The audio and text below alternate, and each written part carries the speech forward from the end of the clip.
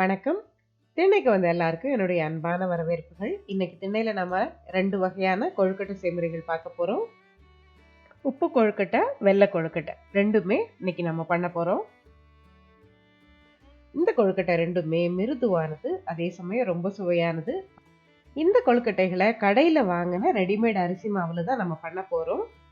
இப்ப பார்த்தீங்கன்னாலே தெரியும் இந்த கொழுக்கட்டை எவ்வளவு சாஃப்ட்டா இருக்கு அப்படின்னுட்டு. வாங்க இப்ப செய்முறைக்குள்ள போலாம். இந்த கொழுக்கட்டை செய்முறைக்கு நான் எடுத்திருக்கிறது வறுத்த அரிசி மாவு. இது வழக்கமா நான் இடியப்பம் பண்றதுக்கு பயன்படுத்துற மாவு. இப்ப வெள்ளை கொழுக்கட்டைக்கு 3/4 கப்பும், உப்பு கொழுக்கட்டைக்கு 3/4 கப்பும் தனித்தனியா மாவு எடுத்து வச்சிருக்கேன். இப்ப வெள்ளை கொழுக்கட்டைக்கு தேவையான வெல்லமும் பொடி பண்ணி தயாரா வச்சிருக்கேன். இப்ப முதல்ல நம்ம இந்த வெள்ளை கொழுக்கட்டைக்கு தேவையான வெல்லத்தை கரைச்சிக்க போறோம். இப்ப நான் 1/2 கப் அளவுக்கு வெல்லம் எடுத்திருக்கேன். அதுல 3/4 கப் அளவுக்கு தண்ணீர் சேர்த்து நாம கரைய விடலாம்.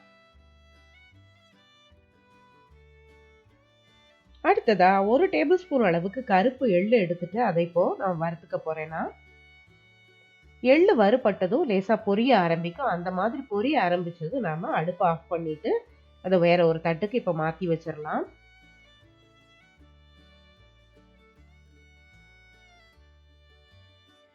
இப்ப நம்ம கரையிறதுக்கு வச்சிருந்த வெல்லமும் கொதிக்க ஆரம்பிச்சிருச்சு. இப்ப வெல்லம் நல்லா கரைஞ்ச பிறகு அதை நம்ம வடிகட்டி வேற ஒரு பாத்திரத்துக்கு மாத்திக்க போறோம்.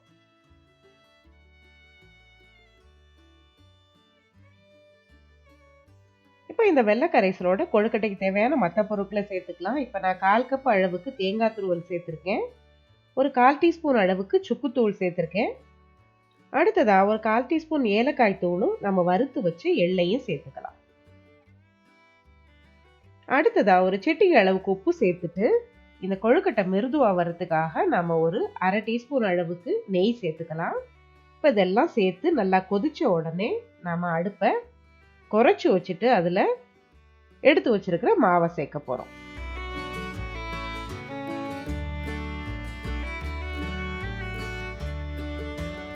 மாவை சேர்த்ததும் கைவிடாம கிளறி விடணும் நாம. இப்ப அடுப்பை ஆஃப் பண்ணிட்டு வெள்ளை கரைசலோட மாவு நல்லா கட்டிகள் இல்லாம கலக்கிற மாதிரி கலந்துக்க போறோம். இப்ப மாவு நல்லா கலந்துருச்சு. இப்ப இந்த சூட்டோட நம்ம இதை மூடி வச்சிட போறோம். இந்த சூட்லயே அந்த மாவு கொஞ்சம் வெந்துரும். அந்த சமயத்துல நாம உப்பு கொழுக்கட்டைக்கான மாவை தயார் பண்ணிடலாம். இப்ப நான் ஒரு வாணலியில 1 டீஸ்பூன் அளவுக்கு நெய் சேர்த்திருக்கேன். நெய்க்கு பதிலா நல்லெண்ணெய் கூட சேர்க்கலாம். அதுல உளுந்து, கடுகு, கடலைப்பருப்பு இது 3 சேர்த்து தாளிச்சுக்க போறோம். கடுகு வெடிக்க ஆரம்பிச்ச பிறகு அதுல 1/4 டீஸ்பூன் அளவுக்கு பெருங்காயமும் நறுக்கி வச்ச கருவேப்பிலையும் சேர்த்திருக்கேன். இதுவே நீங்க கார கொழுக்கட்டையா பண்ணணும்னா இதுல நீங்க பச்சை மிளகாய் நறுக்கி கூட சேர்த்துக்கலாம். இப்ப நான் உப்பு கொழுக்கட்டையா பண்றதால சேர்க்கல. இப்போ இந்த தாளிச்ச பொருட்களோட 1 கப் அளவுக்கு நான் தண்ணீர் சேர்த்திருக்கேன். இப்ப கொழுக்கட்டைக்கு தேவையான உப்பு சேர்த்துட்டு நாம 1/4 கப் தேங்காய் துருவலையும் இந்த தண்ணீர்ல சேர்த்து கொதிக்க விடலாம். இப்ப தண்ணீர் கொதிக்க ஆரம்பிச்சிருச்சு. நம்ம எடுத்து வச்சிருக்கிற மாவை சேர்த்துக்கலாம் இதுல. இப்ப மாவை கொஞ்சம் கொஞ்சமா சேர்த்துக்கலாம். இப்ப நான் முதல்ல ஒரு 3/4 வாசி மாவு சேர்த்துட்டேன். அதை கொஞ்சம் கலந்து விட்டுட்டு நாம அடுத்ததா மீதி இருக்கிற மாவையும் சேர்த்து கலந்துக்கலாம். மாவு முழுசையும் கலந்த உடனே நாம அடுப்பை ஆஃப் பண்ணிட்டு அந்த சூட்டோட நாம இந்த மாவை நல்லா கட்டிகள் இல்லாம கலந்து வச்சுக்க போறோம். நம்ம வெள்ளை கொழுக்கட்டைக்கு எப்படி மாவு தயார் பண்ணோமோ அதே மாதிரி நல்லா கலந்து வச்சுட்டு ஒரு 10 நிமிஷம் மூடி வச்சிட்டோம்னா மாவு ஓரளவுக்கு வெந்துரும். அதே சமயம் சூடும் ஆறிடும். அதுக்கப்புறம் நாம கொழுக்கட்டை தயார் பண்ணலாம். இப்ப 10 நிமிஷம் ஆயிருச்சு. இப்ப 2 கொழுக்கட்டைக்குமான மாவு தயாரா இருக்கு. அடுத்ததா நாம கொழுக்கட்டை எப்படி பண்றதுன்னு பார்க்கலாம். இப்ப இந்த கொழுக்கட்டைகளை வேக வச்சு எடுக்கிறதுக்கு நான் அந்த குட்டி இட்லி தட்டு எடுத்திருக்கேன். இப்ப இந்த ஒவ்வொரு குழியிலையும் கொஞ்சம் கொஞ்சமா நெய் விட்டு அதை நல்லா பரவலா தடவி விட்டுட்டு நாம அதுக்கப்புறம் இதுல கொழுக்கட்டைகளை வச்சு நம்ம வேக வைக்க போறோம். இப்ப நம்ம தயார் பண்ணி வச்சிருக்கிற மாவை சின்ன சின்ன உருண்டைகளா, அதாவது சின்ன எலுமிச்சம்பழ சைஸுக்கு உருட்டி நம்ம இந்த குழிகள்ல வச்சு இப்ப வேக வைக்கலாம் நாம.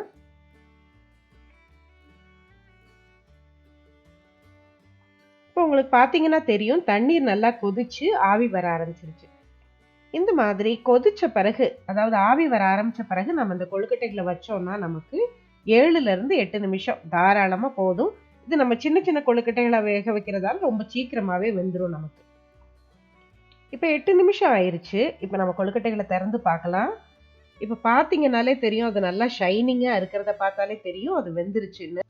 இப்ப நம்ம தயார் பண்ண அதே மாவுல நான் பாதி உருண்டையான கொழுக்கட்டைகளாகவும், மீதிய பிடி கொழுக்கட்டையாவும் பண்ணியிருந்தேன். இப்ப எல்லாமே தயாராயிருச்சு நமக்கு. இப்ப நம்ம எடுத்துக்கிட்ட 3/4 கப் மாவுக்கு நமக்கு 12லிருந்து 15 கொழுக்கட்டைகள் கிடைக்கும். இந்த உப்பு கொழுக்கட்டை, வெள்ள கொழுக்கட்டை 2யுமே தேங்காய் கீத்தோட சேர்த்து சாப்பிட்டு பாருங்க. அதோட சுவை ரொம்பவே பிரமாதமா இருக்கும். இந்த உப்பு கொழுக்கட்டைய சட்னியோடையோ, இட்லி பொடியோடையோ கூட சாப்பிடுவாங்க. இந்த கொழுக்கட்டை செய்முறைகள நீங்களும் செஞ்சு பாருங்க.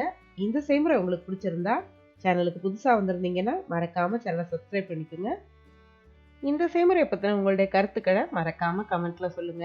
இன்னொரு நல்ல சமையல் குறிப்போட அடுத்த ஒரு பதிவுல சந்திக்கலாம். நன்றி.